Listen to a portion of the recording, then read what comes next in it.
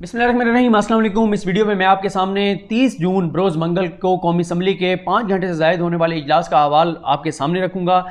5 घंटे से ज़ायद का इजलास था, लेकिन मेरी कोशिश होगी कि 10 मिनट में मुकम्मल अहवाल आपके सामने रख दिया जाए। इसमें इमरान खान साहब की स्पीच बहुत इंपॉर्टेंट थी। उस पर आपको पता है कि इससे पहली वीडियो में मैं तफसील के साथ बात कर चुका हूँ, जो इससे पहली वीडियो थी।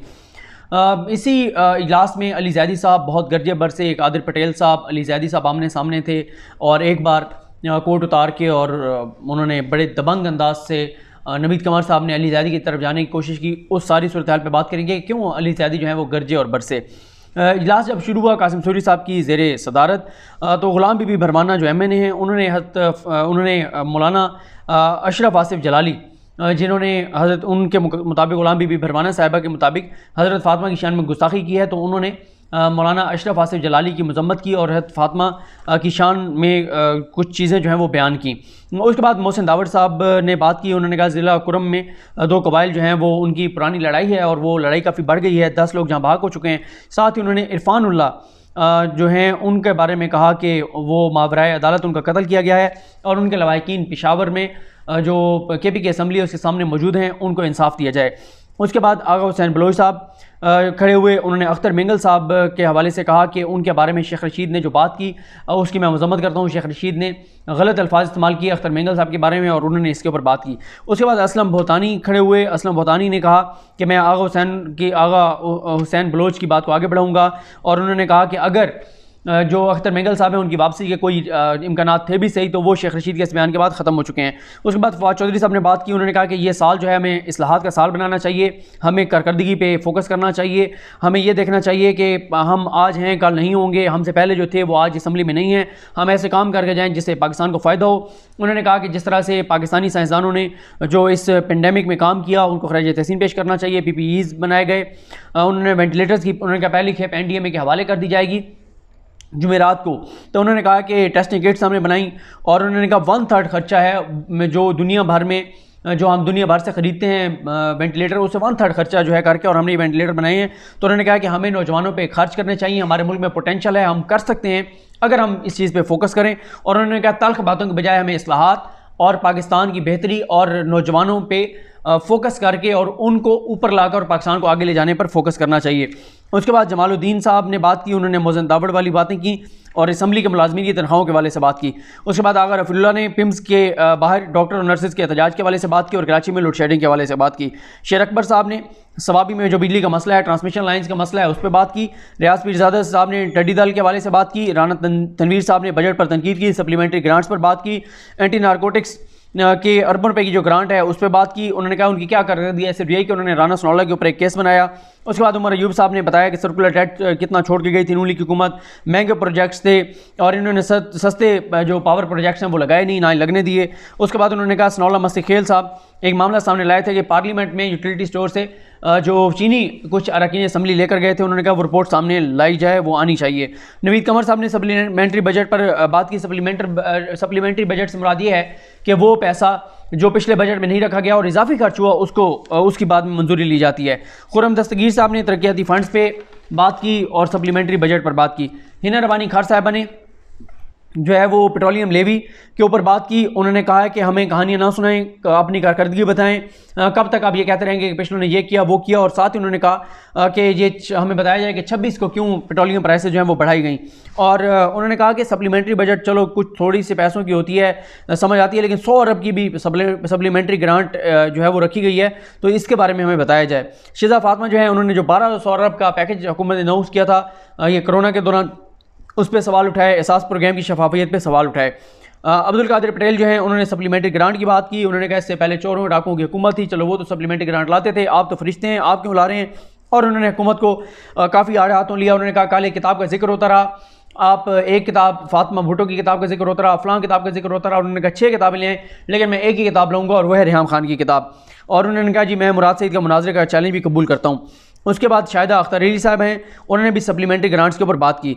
आयशा गौस पाशा साहिबा ने कहा कि हुकूमत जो है अपोजिशन की अगर अच्छी तजावीज़ आती हैं उसको देखा करे, अनाम को छोड़ दें, जो अच्छी तजावीज़ हैं उनको देखा करें। उन्होंने बजट के तजादात की बात की। उन्होंने कहा आप सच बोलें, उन्होंने कहा मिस रिपोर्टिंग ना करें और इस सारे मामले को अनाक का मसला ना बनाएं, जहाँ पर अच्छी तजावीज़ हो वो माननी चाहिए। शादी मरी साहिबा ने CCI की बात की। उन्होंने कहा कि हमें ये कहा जाता है कि सप्लीमेंट्री जो ग्रांट है उसकी आइन में गुंजाइश मौजूद है, तो उन्होंने कहा आइन में तो और भी बहुत कुछ है, उनके ऊपर आप क्यों नहीं अमल करते। CCI है और बहुत सारी चीज़ें उन्होंने बताया। उन्होंने कहा इन पे ऊपर आप क्यों नहीं अमल करते, और उन्होंने कहा नई गाड़ियाँ क्यों खरीदी जा रही हैं, नई गाड़ियाँ ना खरीदी जाएँ। और साथ ही उन्होंने ये भी कहा कि PTV APP इन इदारों के हवाले से पिछले साल तनख्वाहों और कुछ मुराद के हवाले से ऐलान किया गया था जो कि पूरा नहीं हुआ। उसके बाद मुर्तज़ा जावेद अब्बासी साहब ने कहा कि लेवी का जो मसला है जो बढ़ाई गई है पेट्रोलियम लेवी, उसका मामला हम सुप्रीम कोर्ट में लेकर जाएंगे, हुकूमत उसको काम करे वरना हम उसको सुप्रीम कोर्ट में लेकर जाएंगे।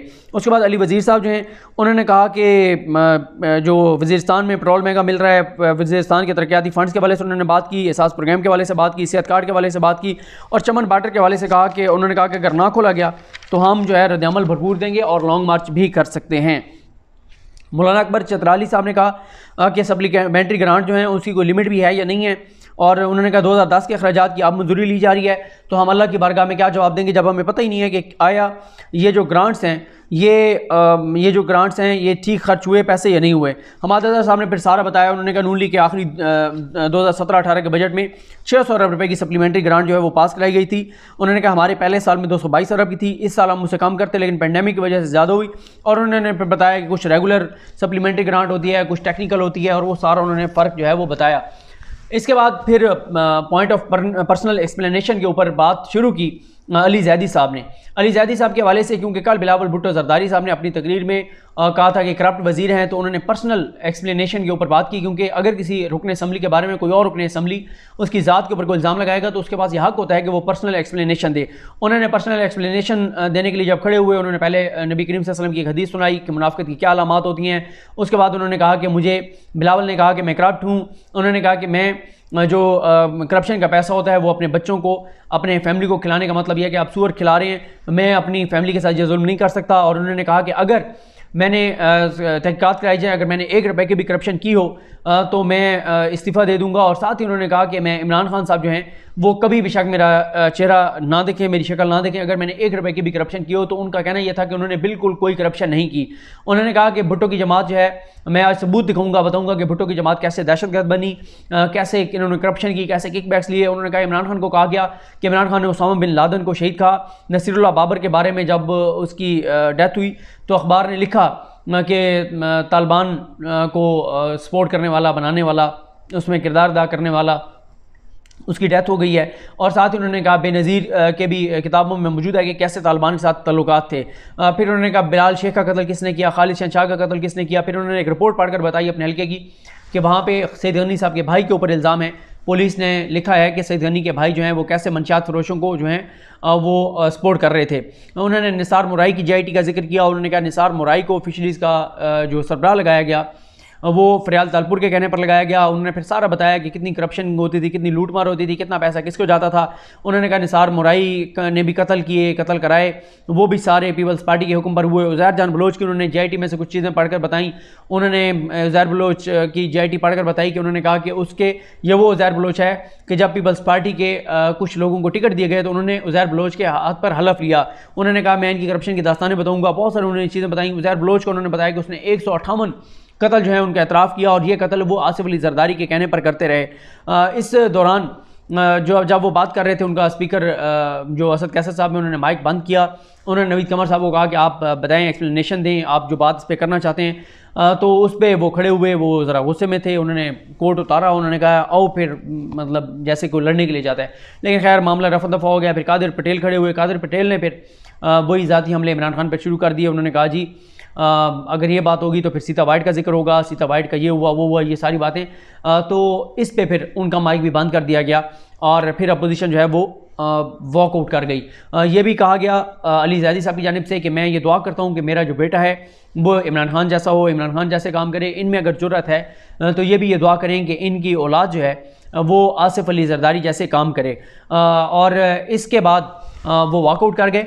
और आज फिर ये सारी तकरीरें हुई, जो कुछ हुआ, फिर उसके बाद सप्लीमेंट्री जो ग्रांट्स हैं वो पास की गई। और उसके बाद प्राइम मिनिस्टर इमरान खान जो है इस दौरान आ गए थे। प्राइम मिनिस्टर इमरान खान ने तकरीर की और कौमी असम्बली का जो इजलास है वो गैर मुअय्यना मुद्दत के लिए मुलतवी कर दिया गया। मैं आपको ये बता दूं कि इमरान खान साहब की तकरीर के दौरान अपोजिशन मौजूद नहीं थी, और आज इमरान खान साहब ने बहुत आड़े हाथों लिया अपोजिशन को और उस सारी सूरत हाल पे और इमरान खान साहब की तकरीर पे मैं पिछली वीडियो में तफसील के साथ बात कर चुका हूँ। मुझे अपनी दुआ में याद रखें। अल्लाह करीम हम सब आमीन। नासरो, अल्लाह हाफ़िज़।